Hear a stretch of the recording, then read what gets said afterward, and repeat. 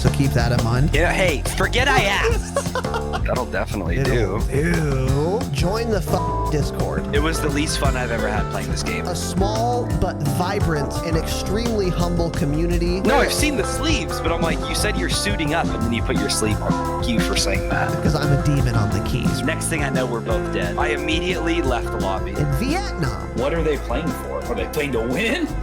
Stay humble. Stay humble.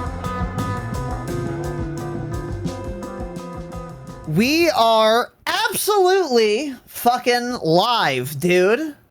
Welcome to the Dropshot episode number 171.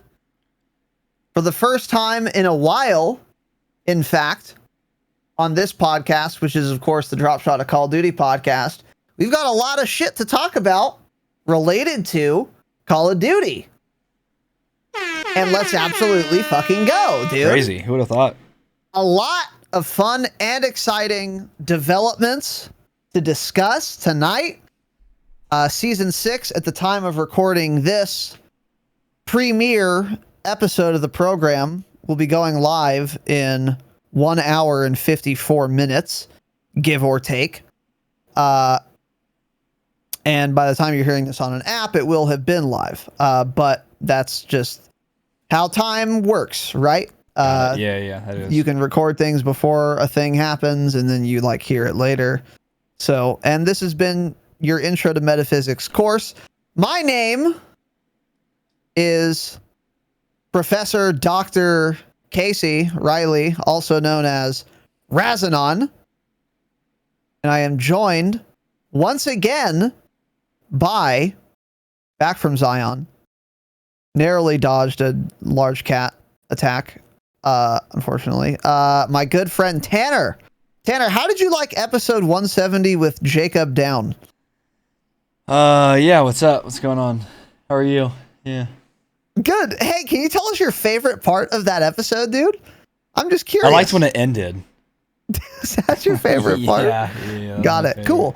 So just so everyone's clear, Tanner doesn't like the podcast, doesn't like Jake, and is boycotting the program. But anyways, welcome to the show. Tanner's back. How was the wedding that I was not invited to in Zion? Good. It was fun. We had a weekend for sure. It was a blast. It's always fun. A weekend.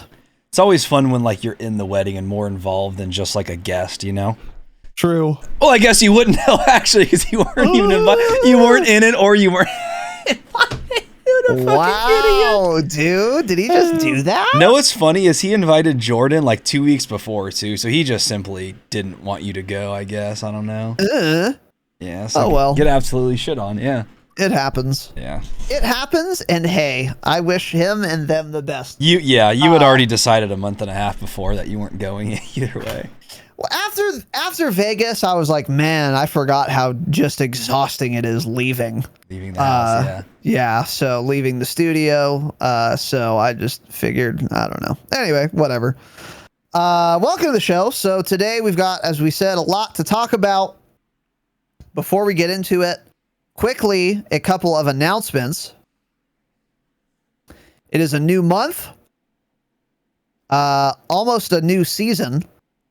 In fact, we're going to be entering winter soon.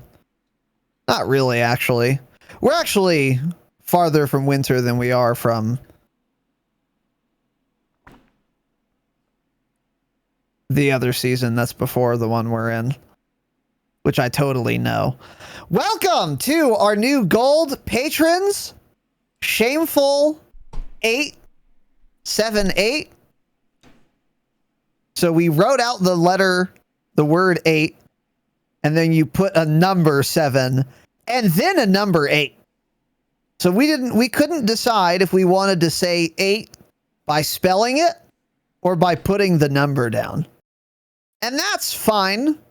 And this is the level of, well, I don't know, brain function we can expect from people pissing away their money on this program, and we appreciate it.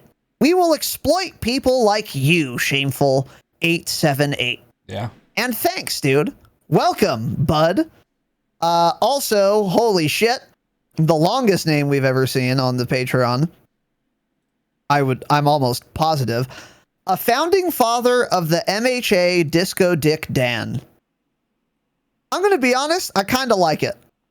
I don't know what the MHA is. I don't know what any of it is, yeah. But I'm a fan of alliteration, I think is what that is. Or is it automatopoeia? Disco Dick Dan. It's a name. Is that alliteration? Someone in chat must be in an English class. Well, anyway, Yeah. A founding father of the MHA Disco Dick Dan. Welcome, dude. Hey, it's Dandy. I can't. It's fun. Whatever. Welcome, dude. Appreciate it. Speaking of D's, Drew as well. Thanks for being normal and welcome, brother. Great name. Just Drew. Classic. Just Drew. Classic, simple, easy to remember. Not trying too hard. Yeah, great. Just Drew. And we appreciate that. Yeah, it's great. It's fun. So Drew, hey, welcome, dude. Holy shit. One of 5 normal people in the Patreon, probably. If that, really. So Drew, good job balancing the scales there. You've got a real uphill battle. Wraith Rising, cringe. Change it. Welcome back. Welcome. I feel like I've seen this name before or something similar. If I have, but welcome and cringe and change it. But thank you, dude. And then also Brian G. Again, a perfectly fine name. And again to you, welcome back. That sounds awfully familiar. I'm going to be honest. Boys, welcome. Our new gold fucking patrons for all of you, to all of you, for real. I appreciate it. Very kind of you. Also, Nicholas C., you're better than all these people. As our new fucking platinum patron. An absolute king, dude. Nick. Old Saint Nick. Dude. Thanks, brother. Welcome aboard. And a perfectly fine name also. Such a fine name that it looks fake. Your name looks like the main character in like a the Da Vinci novels. Like, oh, fucking, you know. And it's not Nicolas Cage, no, before anyone. Darn. That's probably why I thought of it, but that's not what it is. Anyway, Nick, thank you. And welcome, King. Much appreciated. And you're great. Tiger, spelled with a Y, however, is even better than you. Now, the name doesn't imply that, obviously, but what Tiger is a king fucking Damascus upgrader, dude. And we take those, and we love them, and we cherish them. And they're better than all of you that we've listed tonight. Hey, great. Thanks, dude. I really appreciate you joining at gold. I appreciate it even more if you're platinum, right? But Tiger here, just better than all of you. And that's fine. That's fine, and it's dandy, and it's great. And Tiger, thank you, dude, for the huge fucking upgrade, brother. Much appreciated. Also, our very own young fucking Mitchy boy, Sierra Jet of Discord fame, infamy, Really? maybe. He's, well, a man of many names, Polish. I mean, a lot's going on there to unpack. But what's not unclear is that he's an absolute king, dude. Upgrading to Damascus. Mitch, thank you, brother. It is much appreciated. Sir. Thank you. Also, Lana Del Chaos. Awful. Don't get it. Lana Del Rey. That's an artist, right? That's a singer, songwriter, maybe. The Elton John of our time. Tell us, hey, you like Taylor Swift. Tell us about Lana Del Rey. Who the fuck is that, Tanner? Can you help us out? I don't here, know anything please? about Lana Del Rey, honestly. Nothing. I don't believe you. Why don't you go to your Spotify top 10 songs? Which one is sung by Lana Del Rey? I don't know. I know Lana Del Rey, the name. I don't know any of... Hell, I don't know if Lana Del Rey's a male or female. Not really sure, so I don't know any of their songs. I've like heard the name, and I probably like know the songs. I just don't know. It's it. Her? I don't know. It? someone. Huh. I thought that was the case, Mitch. This confused me, but that makes sense. Well, thanks, dude. Appreciate it nonetheless. Anyways, Lana Del Chaos. Holy shit. Don't get it. And also don't know why we're impersonating singers, but whatever. Lana, thank you very much for the annual fucking platinum patronage, dude. Locking it in for a year at a discount, I might add. At a discount, yeah. At a just a fucking huge discount, dude. Like, so big. An actual discount, and it's just so much of a discount. I think it's really like 2 months off or something, roughly. It's a decent amount. It's a decent amount, yeah. So we get 2 free months of being shit then, basically, for people that go yearly. Good. Yes, that is correct. Yeah, we give them our labor for free for 2 months. Yeah, if they sign up for annual. So don't do that. But also, you can save yourself a little bit of scratch, like Lana Del Chaos. And hey, if you name yourself Lana Del Chaos and you're smart enough to go annual, what the fuck is everyone else doing? That's the interesting question, isn't it? Super interesting. So rethink your everything, really. But Lana, thanks, bud. Much appreciated. And last but certainly not least, I got an email from PayPal I had never seen before. Yeah, I don't know what this is. I don't know. Oh, well, I'm happy to explain, dude. I got an email from fucking PayPal saying you have a new automatic payment profile from from, of course, Boomertown Gaming. Now, thank God that's not what the Gmail said, because I have my settings to automatically filter those directly to the trash. So if it had been from Boomertown Gaming, Sia wouldn't have seen it. Luckily, he, of course, instead wrote, which is, of course, his real name and not Boomertown Gaming. Yeah. But it said you have a new automatic payment profile from. So what that is, open it up. And this real dumbass, right? This real dumbass, right? He's taking his wife's exorbitant salary as a teacher in Southern California, siphoning those funds directly to my PayPal, dude. Just directly to mine. Hey, let's embezzle the state government together. This I can get behind, dude. True. This is fantastic. It's fun and it's exciting. Let's deposit her whole paycheck in there, right? Amen. Hey, Tanner, we're on the right track, dude. And I'm really starting to like the sound of this, dude. Yeah. So amount paid per, well, okay, let's just rein in the enthusiasm here. Amount paid each month is going to be 30 United States dollars. Now, why? Don't get it? Pissing away money, but hey, Boomertown Gaming, thank you very much, dude. Yeah. I appreciate it. I think this show of good faith has finally given me enough incentive to go pick up your tank top to advertise for you on this podcast by wearing it. Now, am I really going to pick up the mouse that Tanner bought for me that is in his possession that I paid for? Of course, that's the only motivation. But sure, I'll grab your tank top while I'm there. Fine. Yeah. I'll do it, dude. I had it sitting there ready to go. Yeah. Well, it's probably collected some dust, and no, I won't be washing it. Well, it's covered in cat hair now, probably. Oh, it's out in the living room. I won't be washing it. That's fine. I'm going to throw it straight onto my body and have an allergy attack, and that's fine. Yeah. Because I'm not washing new clothes. Cringe. Don't do that. Waste of time. Anyways, Chris, thank you, brother, very fucking much. I appreciate it, dude. Very kind of you. All right, Tanner, anything you would like to add this evening, this fine evening? No.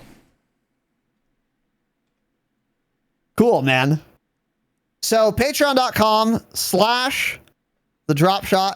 It's the best way to support the program. A lot of fucking new frogs tonight. On a very serious note, thank you guys. I very much appreciate it. We very much appreciate it. Patreon.com/the Dropshot is the best way to support the show. And we thank you guys all for real. At any level, thank you very much. Upgrade though. And other than that, no real announcements tonight. Season 6 is coming. We've got a lot to talk about tonight. I could drum up some announcements for you for sure, but I didn't think of any, and I figure you guys want to kind of just get the fuck into this. And Tanner was about to whisper something into his microphone. Why don't you share with the class? Come on. Cool. Here's the jingle. Yeah. There it is. Yeah. Okay, got it. Cool. Yeah, thanks, Chris. And Chris, thanks for the tier 1 to L, who apparently can't sub himself. Fuck L.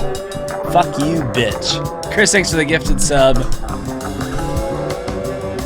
And for that, the monthly fee charge.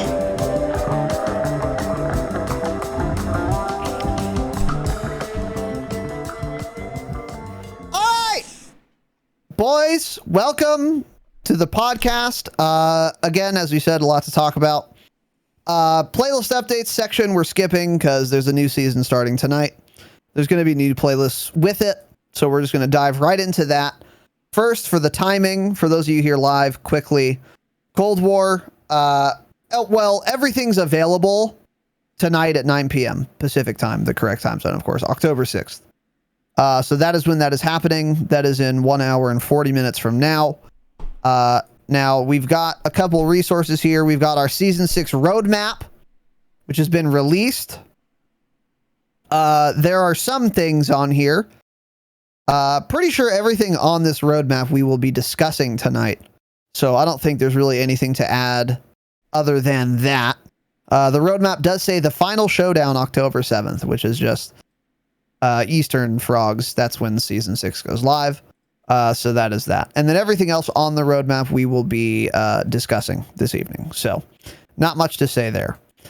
Now, this article is again on the roadmap, the haunting, the new map, POIs, and more. So we're going to go through this briefly. And some of this information is probably in articles we're going to be covering a little later, but if that's the case, we'll kind of skip over them. So let's see. We've got new POIs coming to Warzone. So the Warzone map is changing. We talked about that a little. We talked about that cataclysmically even. We talked about that a little bit a while back, a few episodes ago. I think last week, in fact. And with that are some new POIs. And those include previously unknown World War II era bunkers. So this is pretty cool. I would be unsurprised if these were going to tie in to some Vanguard related in-game event.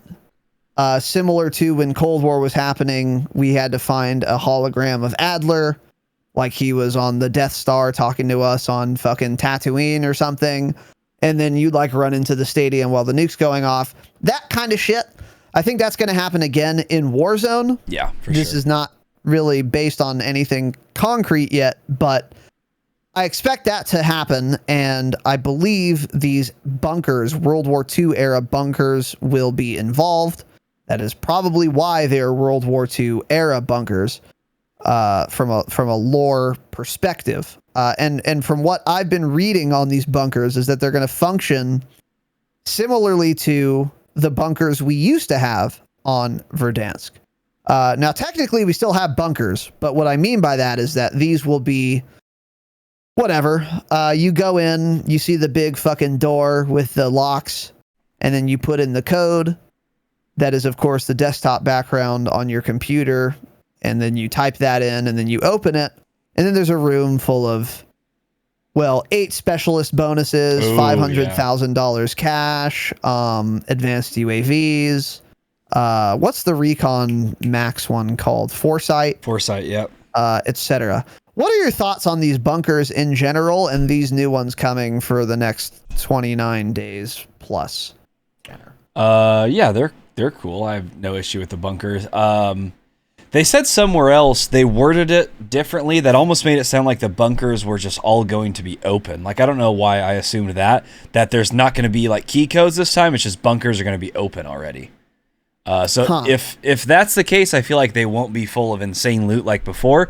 But if you have to insert some code like they've been in the past, then yeah, they'll probably be full of good loot again. I hope they don't bring back like Foresight or anything like that. But everything else is fine. I think getting a shitload of money for it, that's fine.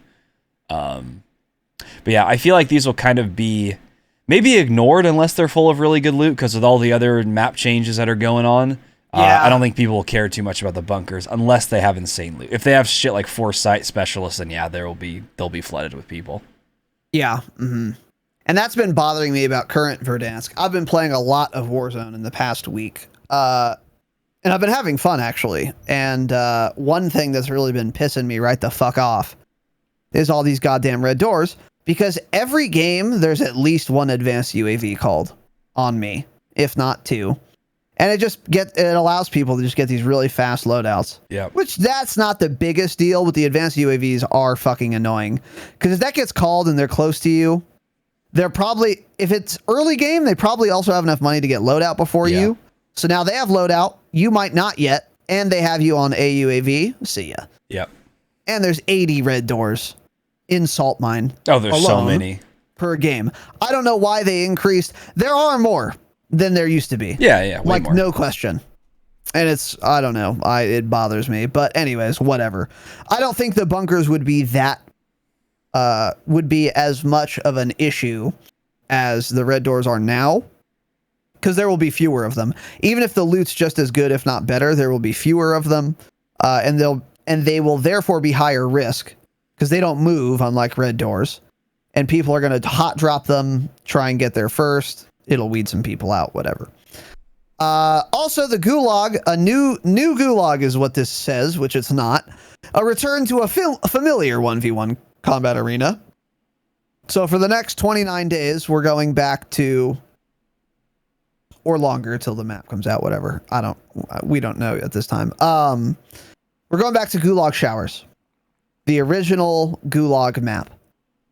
This is what many people say is their favorite Gulag. And here's what's interesting about that. You have to realize these are people who play Call of Duty saying this. And what do people who play Call of Duty say?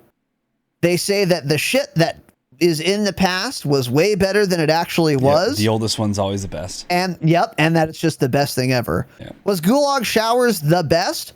No, it wasn't. It was pretty shit, in fact. And dude, and we talked about that a lot when it was contemporaneous. However, I remember everyone hating it back when we all played it. Yeah, but hey. Yep.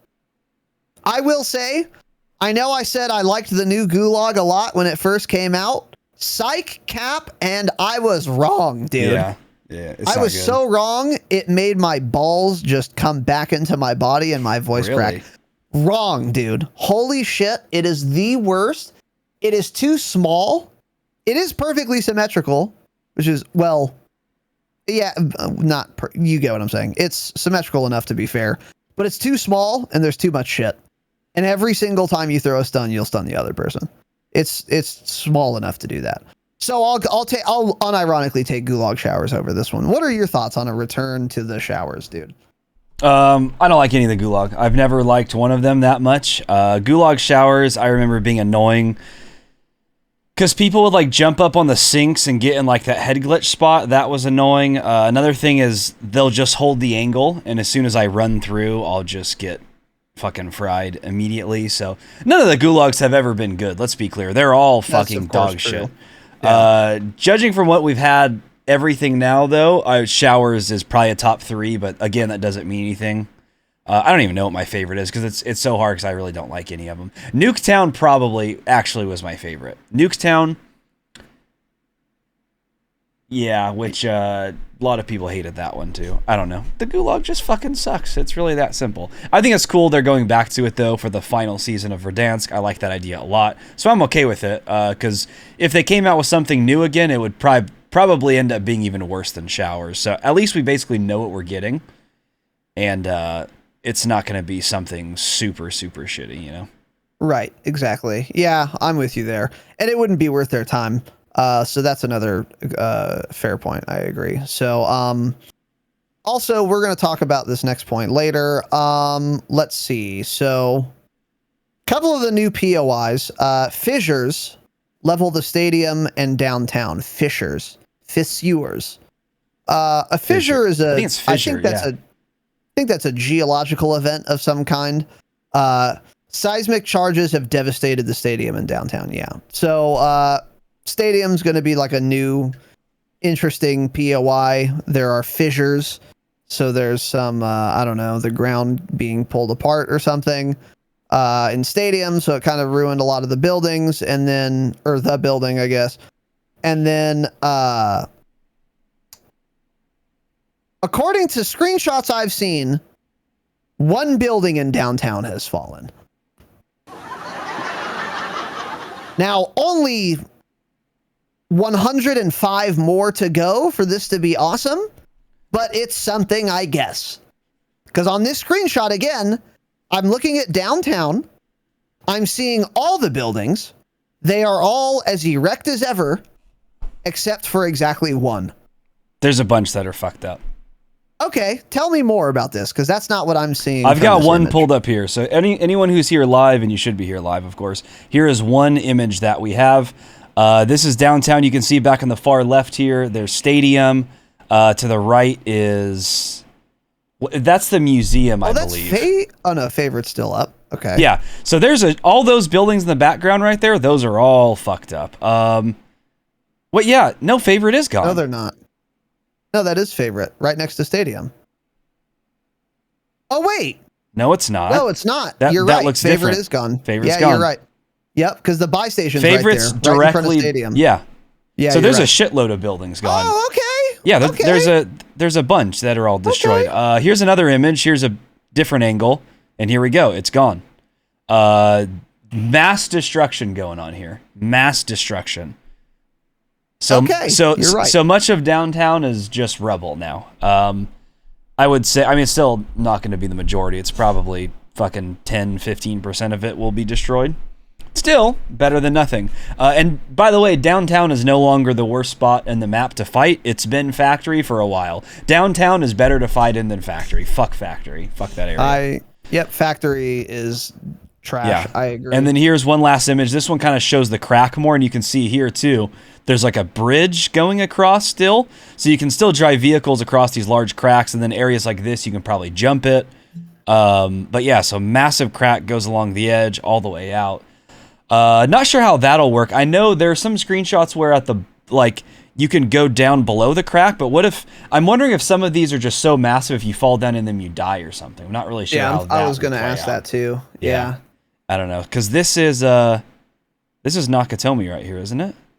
This layout's weird. That's not Nakatomi. It is. Yeah, I guess it just looks different because there's usually another it's right building in front right of here. Yeah, the circle thing. There's a bunch of big buildings gone, guys. There's quite a few. You're right. And I'm pissed that favorite's gone. That was my favorite building there. Yeah, some might say favorite. Yeah. Yeah. True. Yeah, so a lot of the buildings by stadium, unsurprisingly, are destroyed. So I take back what I said earlier. But it seems like the buildings closer to like Port Park. Okay, so the downtown buildings closer to Park, I would imagine, are fine. Yeah. It looks like Bank in the background is also still up. And that's closer to Park. So like a lot of those I think are still going to be standing. So if you're a downtown lover, I think you can still get the downtown experience. But the side that's closer to stadium, a lot of it's destroyed, which is great. So yeah, cool. Like they say here, southwest of the stadium, downtown is a chaotic mess as buildings topple into the fissure. Blah, blah. Several buildings in the vicinity have been destroyed.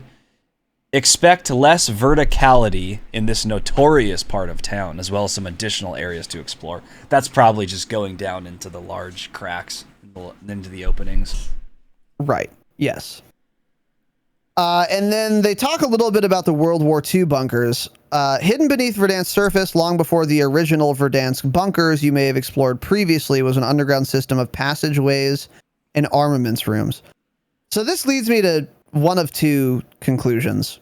Number one, they're going to use the failed experiment of the subway system that literally worked for 0 seconds ever in the game. The subway never worked once. I don't know if you guys remember this, but they added a subway. A lot of development time went into it. It worked 0% of the time. Cool. So they're either going to use this, whatever shit that work they've already done to like renovate this into World War II bunkers, so they'll be entered at those locations, or some of them, or they will be showing those bunkers.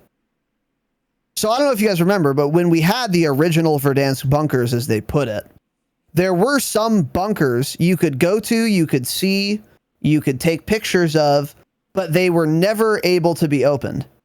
You just couldn't open it ever. Yeah. And one of them, for example, if you went inside of the bunker right in front of prison, you could swipe the key card, go in there, loot up, and then inside that bunker, there's another door that's identical looking to the original entrance with the keypad, but you could just never go in it.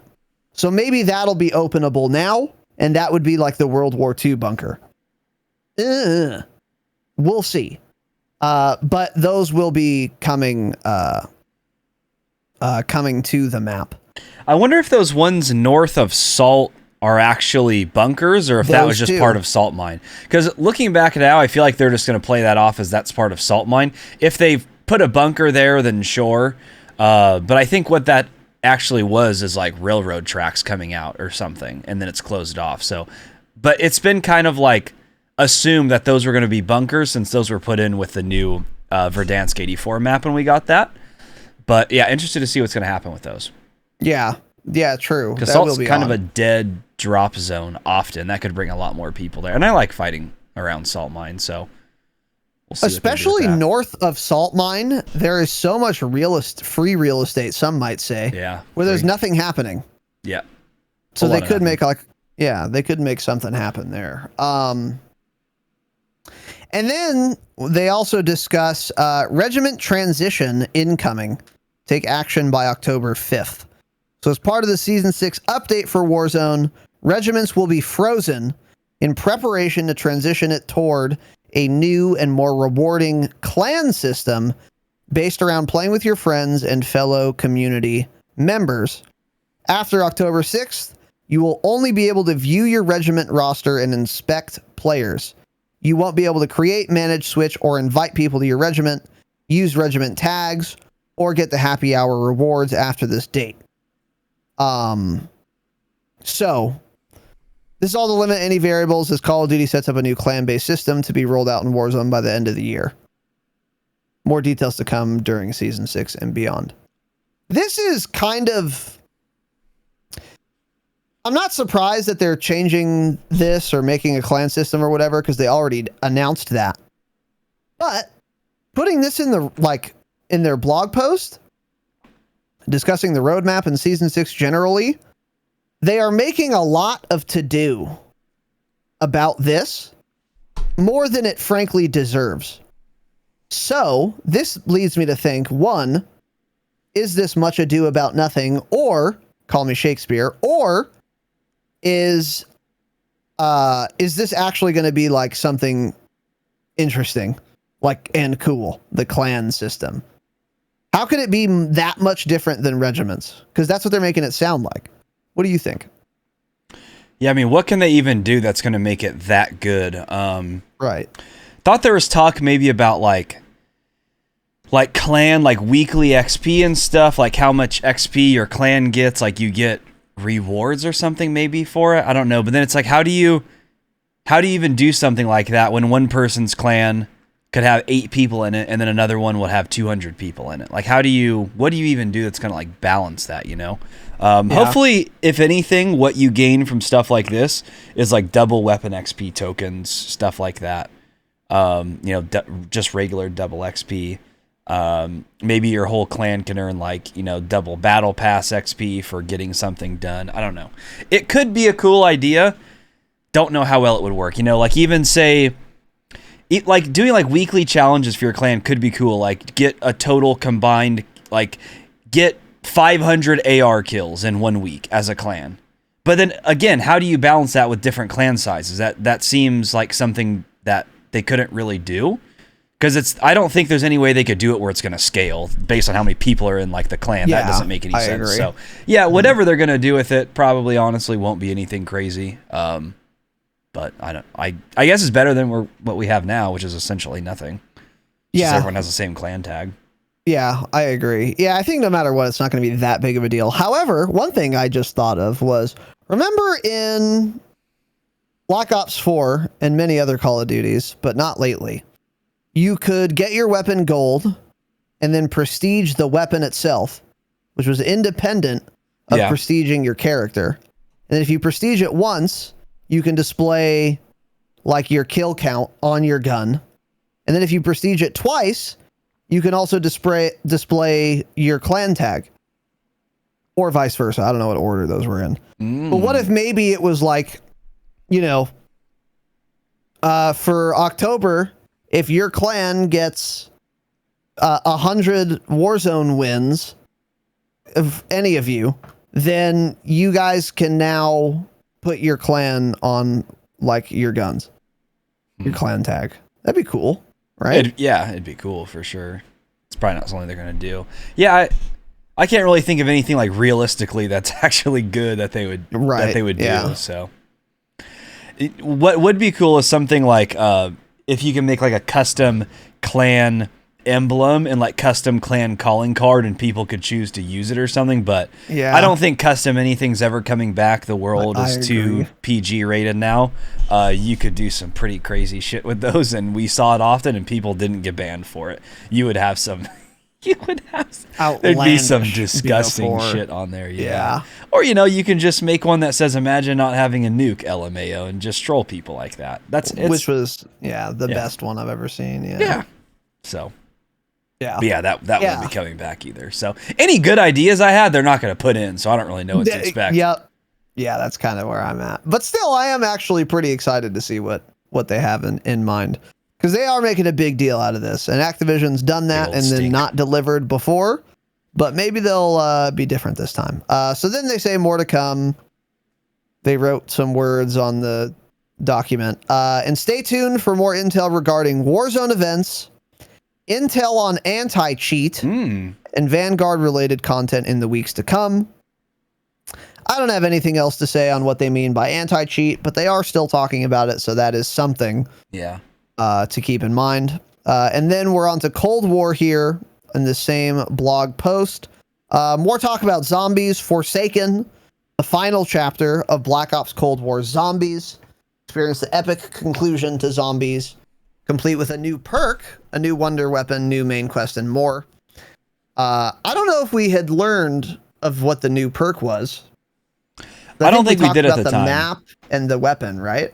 Yeah. Something else, I don't remember if we talked about last time, but it is confirmed the zombie storyline in Vanguard is continuing from this storyline. Ooh. So that's cool that they're like connecting them directly in the following game. And it's being made by Treyarch again, as we already knew. So that should be pretty cool. Yeah. We should be in for another good year of zombies. Amen. Indeed. Yeah. So that is good. Let's see. Okay. So PhD Slider is the new perk. After downing a bottle of PhD Slider, cringe.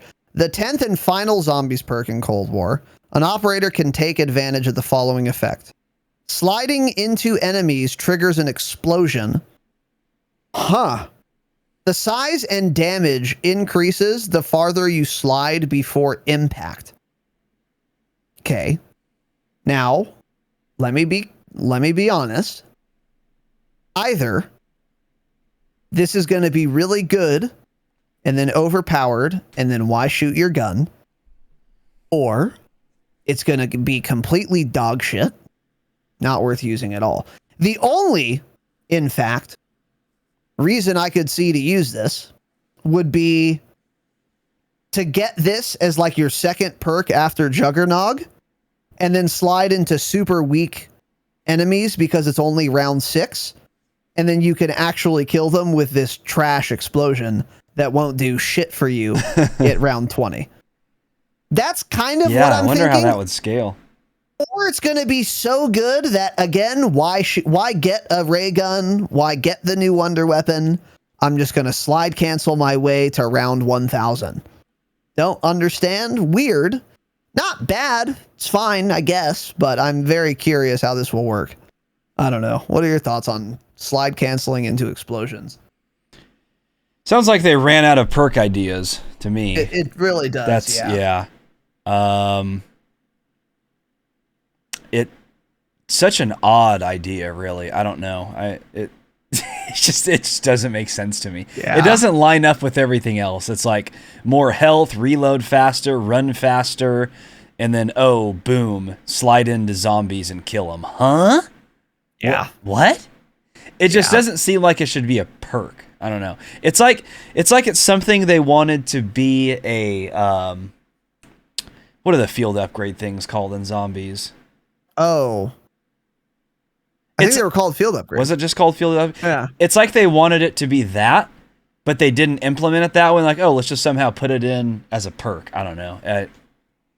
Okay, I mean, it gets to a certain point in the zombies where you have so much money, you have all the perks anyway, so it's like cool. But as of now, it may be good, actually. It's just weird more than anything. I don't know.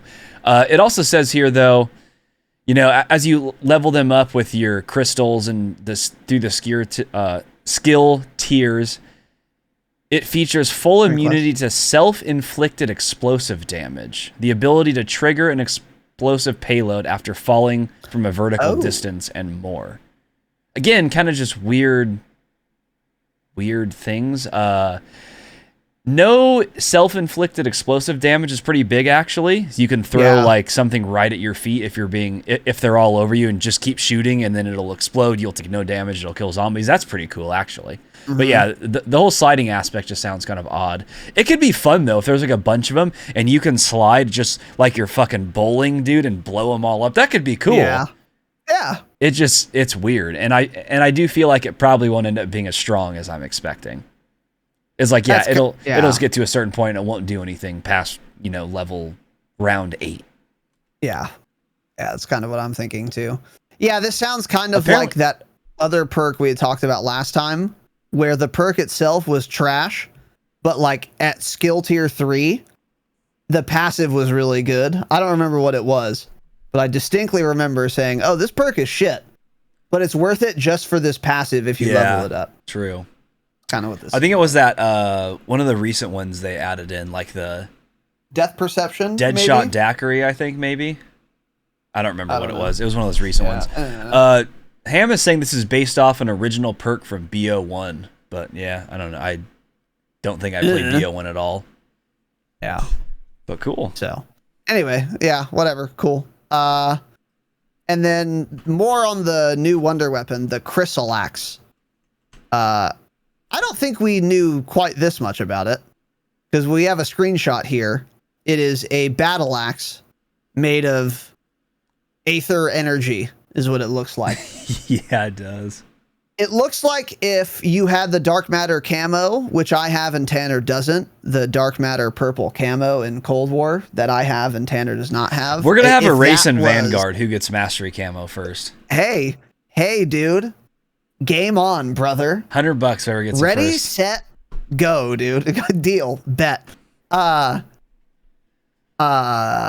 it's just a battle axe made of that energy or something. It looks more like the dark aether camo, by the way. It's more that shade of purple. Yeah. More of a magenta than a deep violet like the camo I have that Tanner doesn't. So cool. It's like a wonder weapon that's like a melee weapon, which is odd. Yeah. Okay. So boasting the ability to convert between a powerful battle axe and a rapid fire energy weapon. I don't ever see myself wanting to use a melee weapon and fucking zombies, because that's like the only risk of dying you have. Yeah, right. Is letting them get close to you. So I wouldn't use it as a melee weapon, but it might fuck in rapid fire energy configuration. I don't know. Unless it's just insanely powerful and slow to where like you only take it out because it's only worth it against like the big chunguses, like the boss boys. That would be kind of cool. Well, But then, like, do you want to have a weapon slot just to do that? Go ahead. it could also be something like when you hit them, it like stuns any zombies or something, True. maybe. So then they kind of True. can't move for a second. That would be the only thing that would make sense for it. That's interesting, though, that it can convert into a rapid-fire energy weapon. Because remember I said that last week when we were talking about it and we saw screenshots? I was like, I don't know. It looks like an axe here. The other screenshot looks like a gun or something. I'm not really sure what's going on. So, cool. It goes from an axe to a gun. Go figure. They're really pushing that. But okay, cool. Yeah. Well, yeah, it is zombies. So Yeah. So that's cool. All of that shit is fine, by the way. I mean, more zombies content is good. Oh, 100%. Even if the perk seems sus, it's not like it's bad to have it in the game. Because it's not multiplayer, you don't need to worry about balance too much. It's just such a simple concept. And then more on the Arc XD, which I believe we've talked about. It's an RCXD fitted with an Ethereum crystal that acts as a decoy, making a sound to draw enemy attention. Sounds like a fucking cymbal monkey. I mean, it's like a better cymbal monkey. So, okay, cool. And then the hand cannon, which I don't think we've talked about. No. Hindered only by a strong vertical kick and slow rate of fire, the hand cannon can blast away zombies with ease, especially special and elite enemies with precision shots. So that's kind of like what I was saying with the battle axe. It would be cool to have that thing on you for when the big chunguses come and you can just 1-dig them. Yeah. That sounds fun. You know, yeah, that is pretty cool. I kind of like the idea of like dedicated weapons like that. And the next is PlayStation Onslaught content, which I refuse to talk about and we will never talk about on this podcast. Cringe. Stop making exclusive deals. I don't care. No one cares, not even PlayStation players. And go fuck yourself. Multiplayer, 3 mind-blowing maps on day 1. Will they be mind-blowing? Spoiler alert. Absolutely fucking not. No. So the first one's called Deprogram. Deprogram. Holy shit. Can't read. It's called Deprogram, which is absolutely a word, and I can't read. And it looks like a map based on this screenshot. They have some lore on this map, which again, I don't care, and I'm not reading. And that will be in at launch. So by the time you're listening, this is in the game. America with a K. Okay. Cringe. Interesting. Don't get. Oh, yeah. Take the war to a Soviet recreation of an American main street in Season 6's next 6v6 map, America. That's cool. That sounds dope. Dude, okay. So I played the Cold War campaign. Tanner didn't. One of the missions, you are in this area. The Russian... like American suburb simulator area. Yeah. And it was like multiplayer map sized. And if they made that a multiplayer map, which is really what it looks like, because it has the same burger town that is on the campaign map or in the campaign mission, then this map will be pretty fucking good, I think. That map was actually pretty dope. Or it seemed like it would be dope. Yeah. Stop saying dope. If it was from the campaign mission to a multiplayer map. Now, the downside is Vanguard comes out in 29 days. So this could be the best map to ever be in a Call of Duty game, and I just don't care because Vanguard's coming out. Yeah. So. This almost sounds like it could be something similar to like Nuketown, maybe. A little fake town, fake little recreation of a town, real small, close quarter combat. Yeah, that's dope. I like that. Mm-hmm. Yeah. But yeah, cool. If it's great, then I'm just going to be upset and wish it was in the game at launch. Yep. Exactly. So, cool. And then Gluboko, 2v2 and 3v3 at launch. Looks like a map that you play in 2v2 and 3v3. And that's it. Yeah, it's an underground vault in the KGB headquarters. Cool. Sick. New operators are coming. Alex Mason and Perseus operative Fuse makes. I'm not even reading it. And then 5 weapons, which we've kind of gotten into.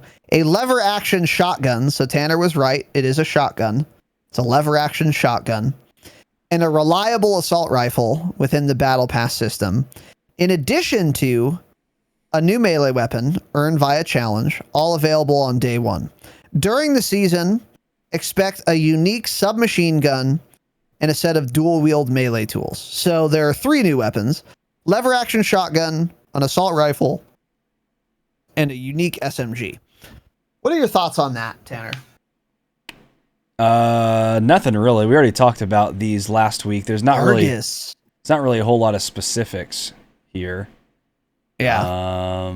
Yeah, there is. I mean, like we were talking about this before the podcast. Like, I'm excited for the Grav assault rifle, the Galil, but also it's like there's so many guns at this point that it's when new guns come out, it's they kind of spoiled us by releasing so many every season that I simply don't care anymore. You're actually releasing too many guns at this point.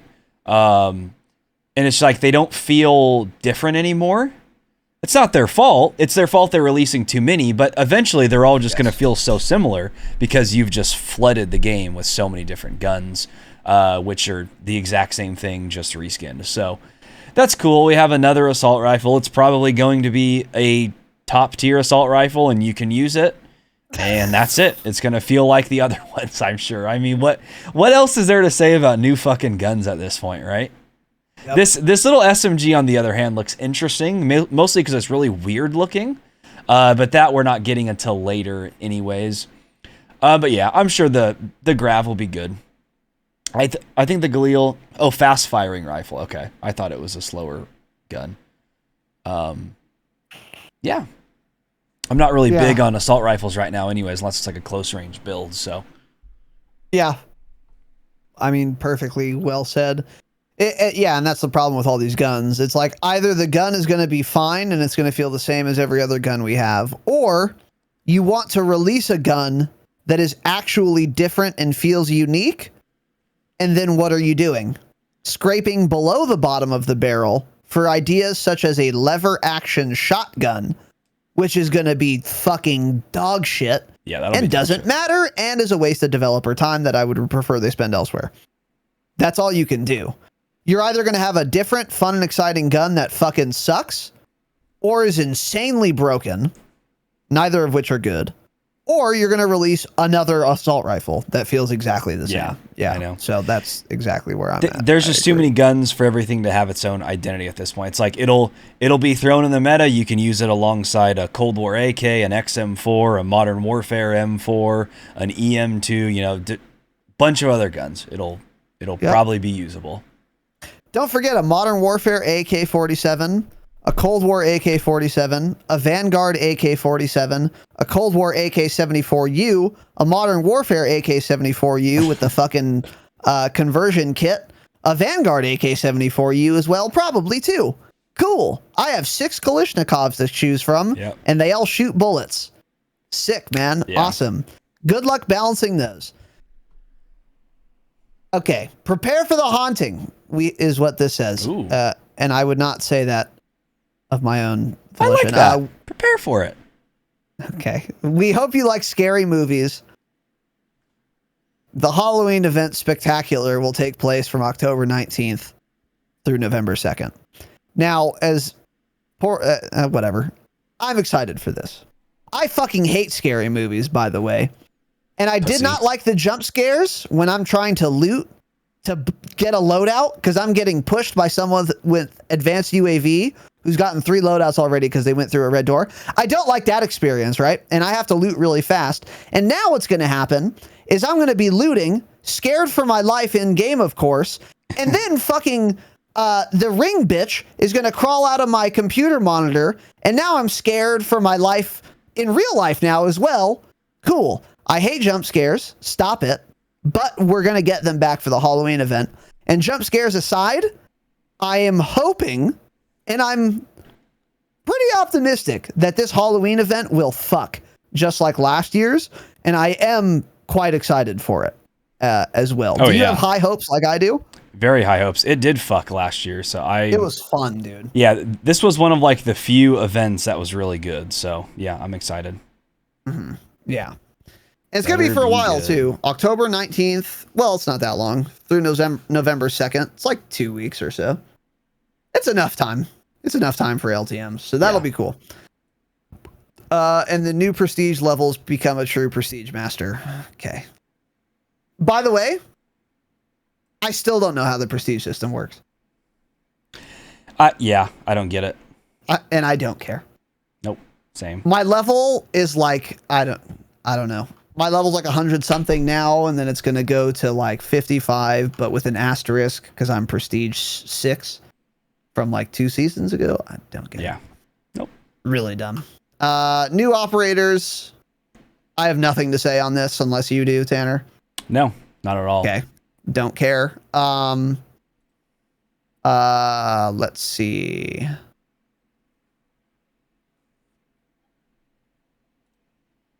Oh yeah, okay. And then a little more on the new guns. Three free new weapons. The 410 Ironhide shotgun, which is the lever action shotgun. A hard-hitting extreme CQB option. And that's all I need to hear to tell you is shit. Extreme CQB? You will lose to Cali sticks every time. I mean, couldn't be worse. If a shotgun's going to be even decent, it needs to be nasty range one-tap ability, not extreme CQB. Yeah, you know it's going to be shotgun's awful. already a CQB gun, in fact. But this one's an extreme CQB gun. You have to be extremely close to miss while you're getting fucking reamed by Cali sticks. Yeah. So, dog shit gun. The reliable mid-range assault rifle known as the Grav and a battle axe. So the Grav, I believe that was in BO4, right? By that name. Was it? Maybe it was. I don't know. I think it was. It's a Galil, but yeah. Yeah, I think it was. And it had like a moderate fire rate, and it was fairly chunky. In BO4, it was a mix between like a Rampart and a... No, you know what it was closest to, I would say, is probably like the AK or the KN. I feel That's like what it was like most similar to. It was a DLC gun. That's what I was gonna say. I feel like it was a DLC gun. I remember it had like awful iron sights, I believe. I don't remember the irons being great, but I don't remember hating them either. Okay, but it was pretty good. Yeah. It was like average. It was pretty good. Yeah, it was competitive, but yeah, never the best gun or anything. But like in Warzone, that might be pretty good if it has the same kind of characteristics. Exactly. Because it would be kind of like an EM2 that fires a little faster and does a little less damage. Yeah. That's where I think a Grav would True. sit. And that kind of gun would be like good in Warzone. Yeah, like because like the EM2 is one of the meta guns right now. Low fire rate, quite a bit of damage. Mm-hmm. Yeah. So that is that.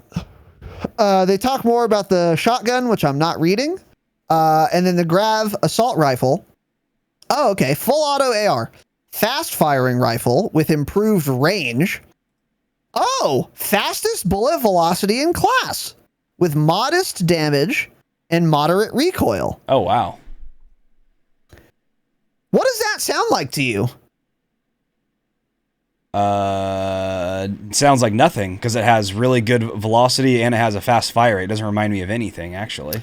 You know what it reminds me of is a pre-nerf Kilo 141, dude. That's what this sounds like. Fast bullet velocity. Kilo wasn't that fast firing, though. It was actually pretty moderate. Wasn't it pretty fucking fast? I haven't used a Kilo in so not goddamn really. long. I mean, it wasn't the worst, no, but it seemed... I feel like it was around average. I mean, it wasn't like an M13 or anything like that, you know? Oh, you know what? And moderate recoil, yeah. Never mind. Bad comparison. Yeah. Bad comparison. So the only... Okay, so let me read this again. Fast firing rifle with improved range. Okay, so high fire rate, good damage range. Also, fastest bullet velocity in class, so excellent velocity, with modest damage and moderate recoil. Moderate recoil for Warzone means 0 recoil, because if you take a gun with moderate recoil, put on a field agent, a task force, and an agency, it will have none. Yeah. So it's going to have great velocity, good range, high rate of fire, and modest damage. It's going to fuck. It's going to be really good. It's going to be really good unless something is like the magazine's only 30 rounds or some shit. Yeah, like its largest magazine, yeah. Yeah. But this sounds like it's going to be like the meta gun, almost 100%. because nothing about this sounds bad except the modest damage. But like, you know, a fucking what's it called? Not the Pharah, the other one, Krieg.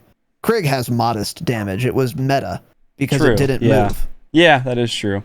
I don't, what they write though in the patch notes almost doesn't matter though too, because whoever wrote that has never actually, they've never used the gun, so they don't even know. It probably doesn't even have the fastest bullet velocity in class. It's probably J-God's probably gonna test it, and it's not gonna be the fastest in class. True. You know? It'll be something like that. It's just what they write. So it's hard for me to gauge anything based off what they say in the patch notes like these, but I can tell you it's gonna be an assault rifle. It's gonna feel like a lot of the other ones probably. Yeah, that's a great point, because whoever wrote this has never played any Call of Duty game. That's a good point. And yeah, so that's the tier 31 unlock, by the way, guys. Yes, I was going to say. So at tier 31 of the battle pass, you will get it like every DLC weapon to Activision's Undying credit. It will be free for everyone if you get to tier 31, whether or not you buy the battle pass. So that makes sense. And then the Lapa SMG, change it. Full auto SMG, lightweight prototype with reliable damage and good firing control. What is, I don't know what firing control means. Improved handling and range with a slower fire rate. So firing control means recoil, right? I guess, yeah, I would imagine. Firing, yeah, it has to be. Weird way of describing it. Yeah, awful. So lightweight prototype, so it's going to handle well. Reliable damage, who knows what that means. Low recoil, improved handling, and range with a slower fire rate. Gonna be shit. Yeah, I mean, slow fire rate SMGs in general aren't good. Let's think of any like slow fire rate SMG that's ever been meta. Like what are, like the MAC high fire rate, PPSH high fire rate, OTS high fire rate. Low fire rate SMGs MP5. are just never good. MP5, yeah. Like what? Yep. Yeah, it's just not going to be, because like Milano's fairly slow, and it's fine, but it's not meta. Milano is very slow, but the Milano is dog shit compared to most guns now. Yeah. Yeah, exactly. So. Cool. Oh, the melee weapons in the season are a hammer and a sickle. Holy shit. Wow. They are really trying to get some brownie points on Twitter after all this lawsuit shenanigans. Actually, yeah. Like, so, they're yeah. Some communist action, a hammer and a sickle. That's pretty funny, I guess. Cold War is about communism, so sure. This does not. Well, anyway. All right, now prepare for the haunting. We're gonna move on. They have a hammer and sickle. Cool. Ready to battle in a true horror movie nightmare. Sure or not. Be careful what you wish for. I don't wish for it. Please don't have jump scares. The Haunting, our upcoming Halloween celebration across Warzone and Cold War. That's cool. There was a little bit of Halloween shit in Modern Warfare last year. Oh, yeah. Was there? I don't even remember that. One of the modes was like a Juggernaut mode, where if you got the Juggernaut package, you had like a jack-o'-lantern as a head, for example. I think there were a couple others. You're really getting real festive, huh? Getting real festive. So that's cool for multiplayer, but also in Warzone, October 19th. And they have nothing else to say about it. Cool. And then new prestige levels. I refuse to indulge that. So that's that article. Overall thoughts, Tanner. I'm pretty excited, dude. All things considered, I'm pretty excited. I was saying earlier, I think Season 6 will be the best season of Warzone we've had in 3 seasons, at least. And 100%. Fuck, this may even end up being the best season of Warzone since, since we got Verdansk 84, maybe. And even then, that was a huge letdown, really, because people wanted a whole new map and we didn't get one. So it's kind of just been letdown after letdown since then. The last 2 or 3 seasons have had almost nothing going on. I mean, we got a numbers event this season. That was pretty crazy. We got a few trucks parked around the map that made a lot of sound when you drove by them. But this is like an actual proper season update. These are the type of things they need to be doing every single season. We need Yep. map changes like this every single season. It works really well in Fortnite. It'll work well in Warzone if they do it, but they just haven't yet. So this is cool that we're getting this all right now. And you know, we're gonna send out Verdansk in style. We're gonna fuck around this season. I think that this is gonna be a very this is gonna be a fun season. I'm gonna play Warzone a lot coming up. I'm actually very excited. I am too. Yeah, I've been getting into Warzone, I think, as I mentioned earlier, the past week or so. Again, playing a lot. Having fun again. Oh, yeah. Very few will, cheaters. That's exactly what I was going to say. I will add, I am surprised, and, I mean, somewhat hopeful, actually, because of how few cheaters I've seen. Definitely still see them, but not... we're not even close right now to where we were at the many peaks of the cheating epidemic. Yeah. You still see them too often, but way less bad than it has been in the past couple of months. So whatever they're doing, at least for now, appears to be working. So that's really good. And that's what's like kept me playing Warzone. Yeah. Because that's why I left in the first place. Just so many goddamn cheaters. So that's good, and I am very, very excited for this season. And I wish, like you were saying, I would be happy with, and I think most people would be happy with, fewer seasons if they were all actually well done. Like, literally do half the seasons, but then when you have a season, actually change things. Change the map. Yeah. Change, like, a lot. Maybe have an LTM every time. And you can do less of them. And then, like, I think that would just be better for the game. Because when you have seasons like season 4 or season 5, it's just like nothing. Holy shit, nothing happened. We got new guns, and we got the numbers event, which was not an event, which we talked about ad nauseum. I would have preferred to just not have that happen at all if it meant like a better season later. True. And I'm actually kind of surprised they're putting all this work in now at the very end when we're only going to be on this for, you know, a little less than 60 days probably. So I know. That's why it's like, it looks like we have pretty major map changes this season. It would have been cool if with every single season we had map changes of some sort, anything. Like that's what we want. We want regular map changes. Blow something up. Do a cutscene as the new season starting in the new World War II map. Have a plane fly over and drop a bomb in one area that had some houses or buildings, be a crater and like other shit. Stuff like that. Change the map up often. Yeah. Instead of saving it all for the last season. Yeah, totally. I agree. And they could even do it like one POI gets changed per season. Yeah. So like whatever, season 1, a meteor hits Promenade and the buildings are fucking destroyed. And that's the only map change is one small section of the map. That would still be really cool because then season 2, you could be like, all right, Promenade is being rebuilt, but it's not done. So then there's like whatever, you know, construction, and like some of the buildings are like half built. And then the meteor now hit, they would get more creative. The meteor now hit prison. Yeah. Whatever. The prison's destroyed. Like that would be more than enough. Even though that wouldn't be too much work, I don't think. Because just one small area of the Warzone map and everyone would like that. Yeah. And everyone would be happy with that. Because if you play Warzone, you will play on the entire map, whether you like it or not. Hey, I fucking hate Promenade, dude. Guess what? I'm there often because Circle. So you could change only one POI, and for all of your regular Warzone players, you would be changing the entire map for them, because a lot of times, the entire map that is not inhabited by gas is at the new POI that you dropped a meteor on. True. That would have been better. But yeah, I would rather spend their resources every season on map changes other than getting 3 new guns that I just don't care about at this point because there's already 80 gun in the game. Yeah. Yep. It's like, dude, put that time into something else because they have to spend all the time trying to balance it, trying to make it good and usable so people will use it and then buy the store bundles that they made of it, but not make it overpowered and also not make it horrible. So it's like, it's so much time spent balancing shit where I would say that the majority of the player base would rather just have map changes than new guns every season. Don't give me any new guns at all. Once the Pacific comes out and I get new guns, I don't want to see a fucking new gun the rest of that game. I don't want to see a single new gun in any of the seasons. Stop. Change the map instead. Yeah. For 100%. Because look at how many guns people don't use. It's just, I don't know. Yeah, exactly. Just it's so stupid. Like, yeah.